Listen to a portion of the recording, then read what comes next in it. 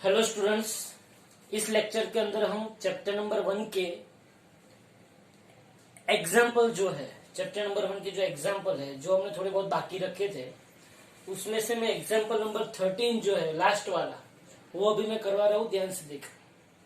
उसमें ऐसा बोला है कि an early model for an atom considered it to have a positively charge point nucleus of charge Z surrounded by uniform density of negative. मतलब कि आपको पहले पता था कि वाटरमेलन मॉडल सबने बोला था एटम का। उसमें उसने क्या बोला था कि कोर पार्ट में क्या है, पॉजिटिव चार्ज है और आसपास हर जगह पे नेगेटिव चार्ज है। ओके, तो उसमें इसने ऐसा बोला है कि अगर ऐसा हम एटम समझते हैं, अगर हम ऐसा एटम समझते हैं जिसके कोर पार्ट में Ze चार्ज है, कितना पॉजिटिव चार्ज Ze है, और जिसके आजू बाजू हर एक जगह पे यूनिफॉर्मली नेगेटिव चार्ज ऐसे डिस्ट्रीब्यूट हुआ है। बराबर है, यूनिफॉर्मली ऐसे नेगेटिव चार्ज डिस्ट्रीब्यूट हुआ है। ऐसा अगर हम एटम समझते हैं तो इस एटम में ये जो नेगेटिव, इसकी वजह से इलेक्ट्रिक फील्ड फाइंड आउट करने को बोला है। क्या बोला उसने? Electric field. कहां पे उसने इलेक्ट्रिक फील्ड फाइंड आउट करने को बोला है? न्यूक्लियस से r डिस्टेंस पे, जहां पे r लेस देन r है, r less then capital R है। न्यूक्लियस की सरफेस, मतलब ये एटम की सरफेस पे और उसके आउटसाइड पे, मतलब कि न्यूक्लियस से स्मॉल r डिस्टेंस पे, ये पूरे एटम की सरफेस पे और एटम की आउटसाइड, ये 3 जगह पे उसने क्या पूछा हुआ है? इलेक्ट्रिक फील्ड फाइंड आउट करने को बोला है। यहाँ पे हम क्या यूज करेंगे? गॉसियन लॉ यूज करेंगे। लेकिन उसके पहले मैं आपको एक बात बताना चाहता हूं कि ये जो एटम है, ये एटम का सेंटर पार्ट, वो सेंटर पार्ट किससे भरा हुआ है? पॉजिटिव चार्ज से। अब एटम जो होता है वो इलेक्ट्रिकली न्यूट्रल होता है। इसका मतलब ये हुआ कि सेंटर में जो पॉजिटिव चार्ज है तो उसके आसपास क्या है? Negative charge, uniformly distributed negative charge है। समझो आप एक बात, तो जितना पॉजिटिव चार्ज सेंटर में है उतना ही नेगेटिव चार्ज आसपास में है। मतलब कि एटम जो है वो इलेक्ट्रिकली न्यूट्रल हुआ। क्या हुआ? Electrically neutral. ओके, वो मेरे को पता है। तो ये जो नेगेटिव चार्ज है, उसकी नेगेटिव चार्ज की वॉल्यूम चार्ज डेंसिटी जो है, क्या है? नेगेटिव चार्ज की वॉल्यूम चार्ज डेंसिटी क्या है, वो मैं आपको समझाना चाहता हूं। तो volume charge density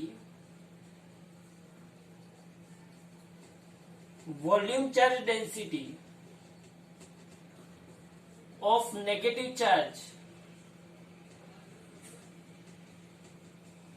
surrounded by the nucleus, surrounded to the nucleus।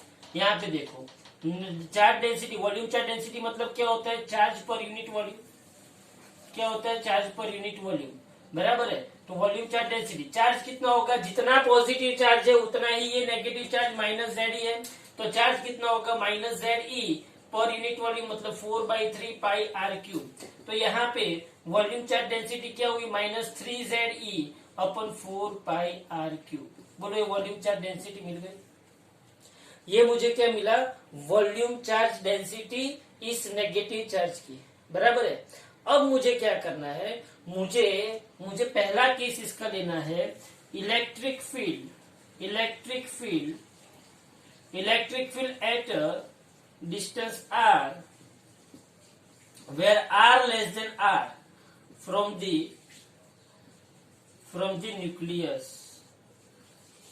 Nucleus से मुझे स्मॉलर डिस्टेंस पे इलेक्ट्रिक फील्ड ढूंढना है। समझो आप, माइंड में एक बात बिठाओ, ये टोटल क्या है? एटम। ये उसका क्या हुआ? न्यूक्लियस हुआ। ये एटम का रेडियस r है। यहां पे हर एक जगह पे कौन सा चार्ज है? Negative charge. अब मुझे यहां से स्मॉलर डिस्टेंस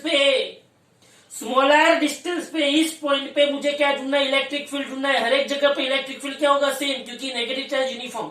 अब यहाँ पे मैं स्मॉलर डिस्टेंस पे एक गॉसियन सरफेस ले लेता हूं। बराबर है। तो ये मैंने क्या ड्रॉ की? Gaussian surface. बराबर है, Gaussian surface of smaller distance. बराबर है। इस गॉसियन क्या ये पूरा का पूरा नेगेटिव चार्ज इसमें होगा? ना, इस गॉसियन सरफेस में थोड़ा सा नेगेटिव चार्ज होगा, ये यहाँ भी पूरा नेगेटिव चार्ज, लेकिन इस गॉसियन सरफेस में थोड़ा सा नेगेटिव चार्ज होगा। वो थोड़ा सा मतलब कितना होगा?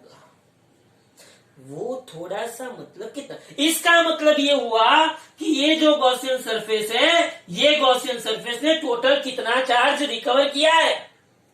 तो charge in the Gaussian surface of radius small R कितना होगा? तो कितना होगा? तो पॉजिटिव चार्ज जेडी तो है ही, पॉजिटिव चार्ज जेडी न्यूक्लियस का है ही, मतलब positive charge Z E plus इस गॉसियन सरफेस ने कितना चार्ज स्टोर किया होगा? तो देखो ध्यान से समझना, चार्ज कितना होता है? चार्ज होता है, चार्ज मतलब क्या? डेंसिटी, वॉल्यूम डेंसिटी मतलब क्या? Charge per unit volume. तो charge is equal to density into volume. तो इस गॉसियन सरफेस के अंदर चार्ज कितना होगा? तो डेंसिटी इंटू वॉल्यूम। क्या होगा? Density into volume. अब सोच इसमें डेंसिटी इंटू वॉल्यूम, डेंसिटी मतलब क्या होगा? रो। तो यहाँ पे क्या होगा? Plus Z E plus density मेरे पास कितनी आई? रो। डेंसिटी मेरे पास कितनी आई? रो। और वॉल्यूम कितना होगा? 4/3 पाई। यहाँ पे क्या आएगा? Small R cube. तो ये जो charge in the Gaussian surface of radius R, इस इतने पार्ट में कितना चार्ज होगा? तो ये न्यूक्लियस का चार्ज जेडी तो है ही, प्लस मुझे पता है कि density is equal to charge upon volume, तो charge is equal density into volume. ये डेंसिटी तो है ही, लेकिन वॉल्यूम किसका? इस छोटे से पार्ट का, बराबर है। तो यहाँ पे Q dash is equal two plus Z E plus ये 4/3 पाई स्मॉल आर क्यूब। अब बोलो रो कितना है? रो कितना है मेरे पास? -3 Z E upon 4 pi capital R cube, बराबर है। तो मुझे क्यू डैश कितना मिला? बोलो जेड ई का जेड ई। अब सोचो यहाँ पे, ये प्लस माइनस क्या हो जाएगा? माइनस। ये 4/3 मतलब ये 4 पाई क्या हुआ? कट, बराबर है। तो क्या होगा? बोलो ये 3 भी क्या हुआ? कट। तो क्या बचा? -Z E R cube divided by R cube, -Z E R cube divided by R cube. बोलो समझ में आ रहा है? बराबर है। तो यहाँ पे आपके पास टोटल चार्ज आएगा Z E 1 minus R cube divided by R cube, बराबर है। R cube divided by R cube, ये आपके पास क्या आएगा? टोटल चार्ज किसके अंदर का? इस छोटे से पार्ट के अंदर। मैंने क्या किया? जेडी को कॉमन निकाला, तो R cube divided by small R cube, बराबर है। तो ये तो मुझे सिर्फ और सिर्फ क्या मिला? इसके अंदर का चार्ज मिला। अब मुझे क्या ढूंढना? इलेक्ट्रिक फील्ड ढूंढने के लिए मुझे क्या अप्लाई करना पड़ेगा? गॉस लॉ क्या है? Integration E dot D is equal to Q by epsilon naught. तो ये क्यू डैश मुझे मिल गया, एप्सिलॉन नॉट। तो यहाँ पे देखो, मुझे यहाँ पे गॉस लॉ अप्लाई, सी ये पता चल गया आप लोगों को मैंने क्या किया? फिर से बता रहा हूं मैंने क्या किया। पहले तो ये जो एटम था, उस एटम की वॉल्यूम चार्ज डेंसिटी कौन से चार्ज की? नेगेटिव चार्ज की, ये मैंने ढूंढ ली। ओके, फिर मैंने क्या किया? ये पूरे एटम की वॉल्यूम चार्ज डेंसिटी है। फिर मैंने क्या किया? इतने से छोटे से पार्ट के अंदर कितना चार्ज है? वो कितना चार्ज है? तो एक तो जेडी पॉजिटिव चार्ज है ही, प्लस इतने पार्ट के अंदर डेंसिटी मतलब surface volume charge density into volume. तो volume charge density into volume 4/3 pi R cube, 3 जेडी अपन 4 पाई आर क्यूब। तो ये आ गया। अब मुझे क्या करना है? तो यहां पे मैं अब क्या करूंगा? ध्यान से देखो,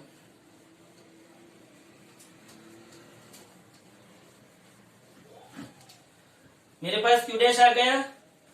अब मुझे क्या अप्लाई करना है? Gauss law. क्या अप्लाई करना है मुझे? Gauss law. Applying Gauss law on Gaussian surface, applying Gauss theorem for considering Gaussian surface. तो मैंने यहाँ पे अप्लाइंग गॉस थियरम,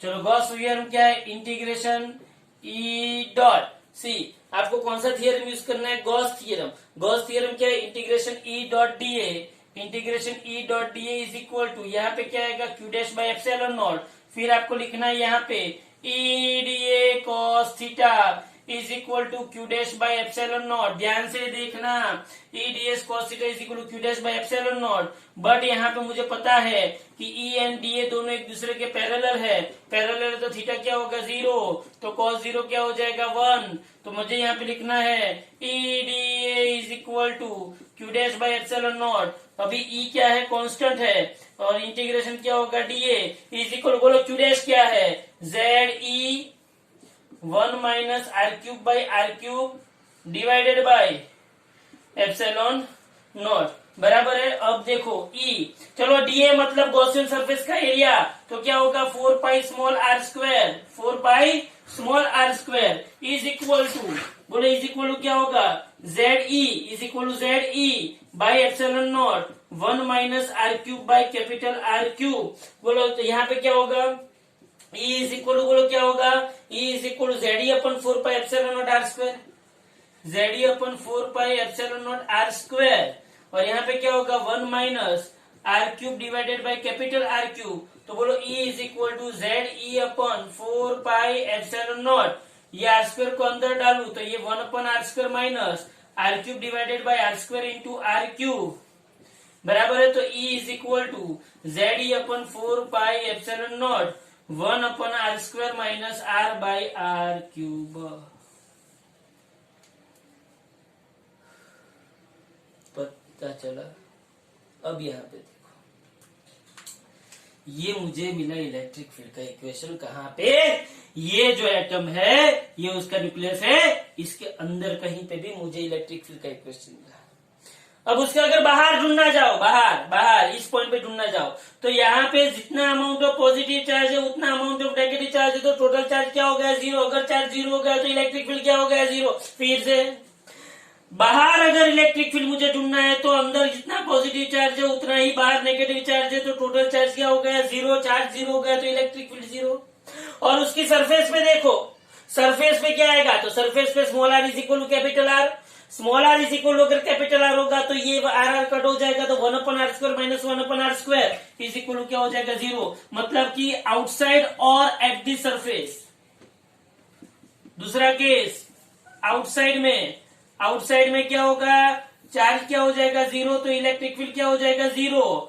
और तीसरा केस क्या होगा, बोलो तीसरा केस कहाँ पे होगा, सरफेस पे बोलो आर इज इक्वल टू क्या ले लो आर, इस इक्वेशन में R is equal to R रखो, तो ये 4 पाई एप्सिलॉन नॉट, ये क्या हो जाएगा 1 upon R square minus R divided by R cube, R cut हो गया, तो यहाँ पे भी ई क्या आ गया 0। मोस्ट एम्प्लीसम, ये एडिशनल एक्सरसाइज का सम है लेकिन करना है, बराबर है। तो मेन इसका जो फर्स्ट पार्ट है वो आपको ध्यान में रखना है, मोस्ट एम्प्लीसम, ये एग्जांपल नंबर 13। अब उसके बाद हम लेते हैं एग्जांपल नंबर 12।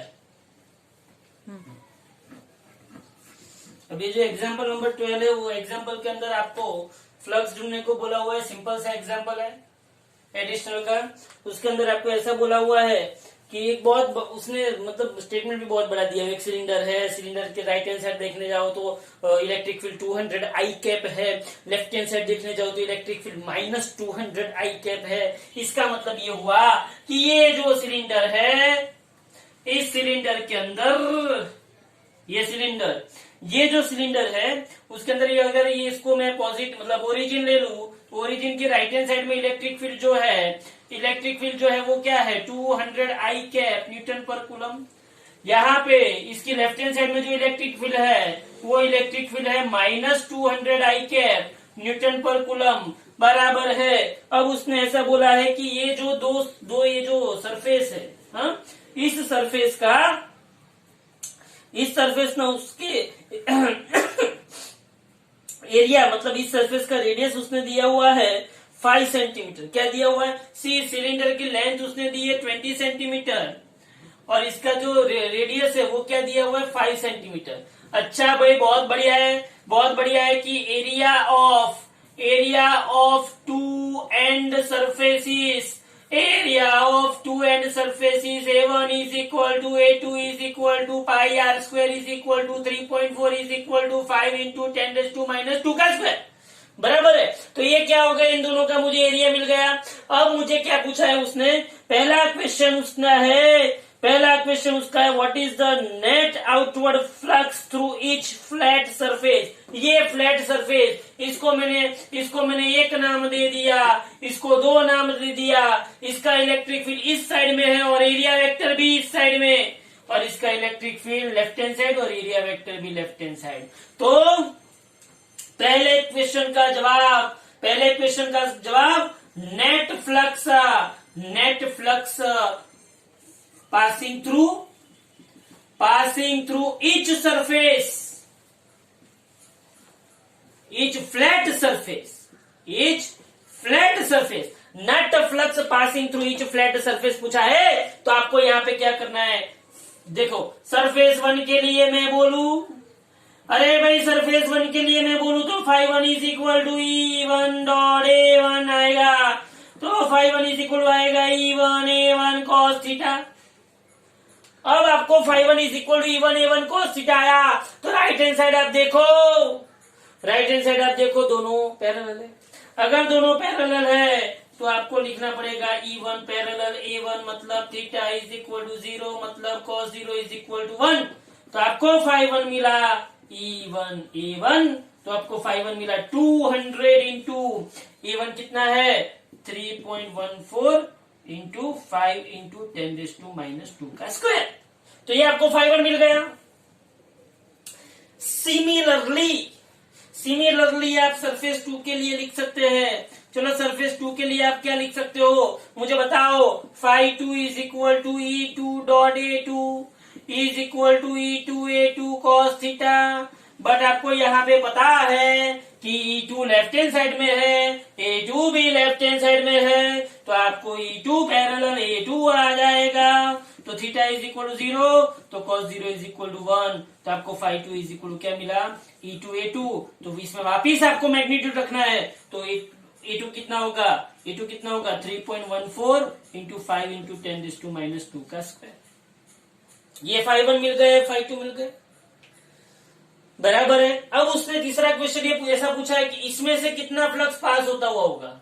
अरे भाई ये परपेंडिकुलर है, क्या है ये परपेंडिकुलर में कोई फ्लक्स पास होता नहीं है, क्योंकि थीटा क्या हो जाता है 90, थीटा 90 तो cos 90 0, cos 90 0 तो कुछ पास होगा नहीं, फ्लक्स मिलेगा नहीं, बराबर है। तो आपको φ1 पूछा था, आपको φ2 पूछा था, बराबर है। तो आपने φ1 φ2 ले लिया। अब उसने ऐसा पूछा है कि टोटल फ्लक्स कितना होगा। चलो भाई टोटल फ्लक्स कितना होगा, देखो यहाँ पे टोटल फ्लक्स कितना होगा।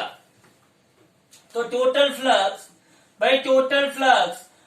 Flux phi is equal to क्या होगा φ1 प्लस φ2, जो आएगा वो टोटल फ्लक्स होगा। एंड उसने क्या पूछा है, चार्ज पूछा है, चार्ज तो फाई इज इक्वल टू क्या होता है Q बाई एप्सिलॉन नॉट। तो Q इज